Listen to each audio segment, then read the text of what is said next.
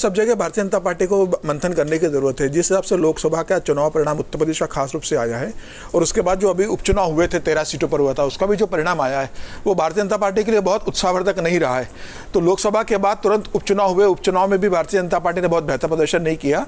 तो ये चिंता का विषय निश्चित रूप से भारतीय जनता पार्टी के लिए है और होना भी चाहिए किसी भी राजनीतिक दल के लिए।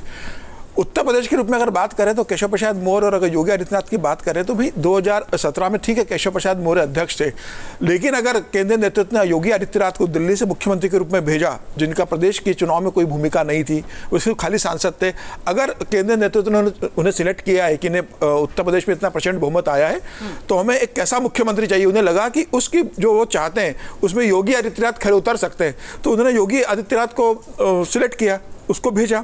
ये बात सही है कि उस समय केशव प्रसाद मौर्य को लग रहा था और कुछ और नेताओं को भी लग रहा होगा कि उन्हें मुख्यमंत्री वहां बनना चाहिए। उस समय की प्रतिक्रिया स्वाभाविक थी बनने की, लेकिन उसके बाद जिस तरीके से योगी आदित्यनाथ ने परफॉर्म किया उत्तर प्रदेश के अंदर, उसके बाद मुझे लगता है कि केशव प्रसाद मौर्य को ये इच्छा छोड़ देनी चाहिए थी कि अब मेरे लिए कोई वहां पर स्थान बचने की संभावना है, क्योंकि योगी आदित्यनाथ ने इतनी लंबी लकीर खींच दी थी केशव प्रसाद मौर्य और योगी आदित्यनाथ के बीच में कि दोनों के बीच में कोई मुकाबला नहीं रहा। केशव प्रसाद मौर्य की छवि और योगी आदित्यनाथ की छवि में भी बहुत फर्क रहा है। जिस तरीके से योगी आदित्यनाथ की एक छवि बेहद ईमानदार और कुशल प्रशासक की रही, केशव प्रसाद मौर्य उप मुख्यमंत्री रहते वो अपनी छवि नहीं बना पाए कि बेहद ईमानदार और बेहद साफ सुथरा उनका राजनीतिक जीवन रहा है। उनकी छवि पर असर पड़ा, जिस तरीके से उनके ऊपर आरोप लगता रहे कि भाई उनके बेटे ठेके को प्रभावित करते रहे, केशव प्रसाद मौर्य PWD पर फोकस करते रहे। तो मुझे ऐसा लग रहा है कि उसके बाद जो दूरी बनी रही है वो लगातार बनी रही है। पार्टी भी इस बात को मानती है कि योगी आदित्यनाथ ने बहुत बेहतर प्रदर्शन करा, लेकिन पार्टी ने ये केशव प्रसाद की अहमियत भी समझी। आप विधानसभा चुनाव हार जाते हो, उसके बाद ही पार्टी आपको उप मुख्यमंत्री बना देती है। ठीक है, केशव प्रसाद मौर्य चाहते होंगे कि मुझे वही विभाग मिले जो पहले मेरे पास थे, PWD मिले, वो मंत्रालय नहीं मिल पाया, लेकिन पार्टी ने आपको सम्मान दिया, हारने के बाद भी आपको उप मुख्यमंत्री बनाया पार्टी ने। तो पार्टी आपकी अहमियत भी समझती है कि आप पिछड़े के नेता हो, संगठन में आपकी भूमिका रही है, एक हार से आपको खारिज नहीं किया जा सकता, तो पार्टी ने आपको भी सम्मान दिया है। तो ये भी देखना चाहिए कि पार्टी ने आपको भी महत्व दिया है। अब उत्तर प्रदेश का परिणाम आने पर अगर ये लगता है कि भाई मैं मुख्यमंत्री पर इसका ठिकाना फोड़ दिया जाए, किसी तरीके से नेतृत्व परिवर्तन हो जाए, तो मुझे लग रहा है कि केशव प्रसाद मौर्य तो भारतीय जनता पार्टी के संगठन के आदमी रहे, क्योंकि ब्रजेश पाठक तो है नहीं कि जो बसपा की संस्कृति से आए हुए हो, वो तो भारतीय जनता पार्टी की संस्कृति के हैं। उन्हें पता है भारतीय जनता पार्टी के अंदर अपनी बात कैसी रखी जाती है, किस फोरम पर रखी जाती है, किस तरीके से रखी जाती है और किसके सामने रखी जाती है, उन्हें सब पता है। उसके बाद अगर वो सार्वजनिक रूप से ये कहते हैं कि संगठन से, सरकार से बड़ा संगठन हो रहा है, सबको पता है भारतीय जनता पार्टी संगठन सर्वोपरि मानने वाली पार्टी है। प्रधानमंत्री खुद अपने आपको प्रधान सेवक कहते हैं।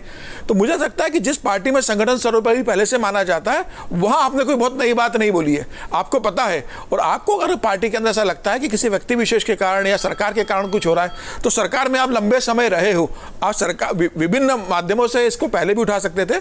और जब पार्टी की जब बैठक होती है, कोर कमेटी बैठती है, प्रदेश की कोर कमेटी की बैठती है, आप वहां पर खुल के बात कर सकते हो। केंद्रीय नेतृत्व जब आपकी बैठक होती है, आप वहां बात कर सकते हो। सार्वजनिक रूप से ट्वीट करके या सार्वजनिक रूप से इस तरह से कह के मीडिया में चर्चा करने का या पार्टी में या विपक्ष में मौका दे देना कि वो आपकी बात से अर्थ निकालकर पार्टी के अंदर जो मतभेद है उसको करे, मुझे लगता है ये ठीक नहीं है। एक अनुशासित सिपाही होने के नाते जो भी आपको बात कहना है पार्टी के फोरम पे कहना मुझे लगता है ज्यादा उपयुक्त होता।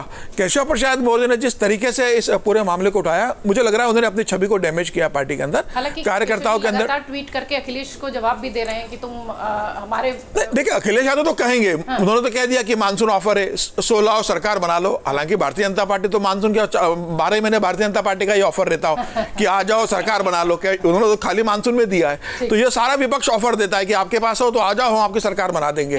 इसमें केशव जी लगातार जवाब भी दे रहे हैं। देंगे ना भाई, वो जवाब देने की जवाब तो देंगे, उनका देना भी चाहिए। अगर आप ये वीडियो YouTube पर देख रहे हैं तो हमारे चैनल को सब्सक्राइब करें और बेल आइकन को दबाना ना भूलें। अगर आप Facebook पर ये वीडियो देख रहे हैं तो हमारे पेज को लाइक करें।